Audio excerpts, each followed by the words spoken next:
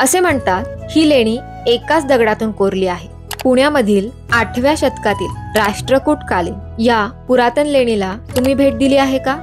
जंगली महाराज रस्त्यावरील हे पाताळेश्वर लेणी मंदिर। नमस्कार, मी कादंबरी। परमाबोली या पेजवरील शिवालय या सिरीज मध्ये आपले स्वागत। पाताळ लोकाचा ईश्वर म्हणजे पाताळेश्वर।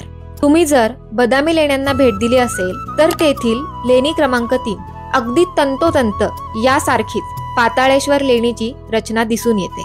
काही नोंदींनुसार पाताळेश्वर लेणी ही रायगड जिल्ह्यातील एलिफंटा केव्स प्रमाणे बांधायची होती, परंतु काही कारणास्तव हे बांधकाम अपुरे राहिले।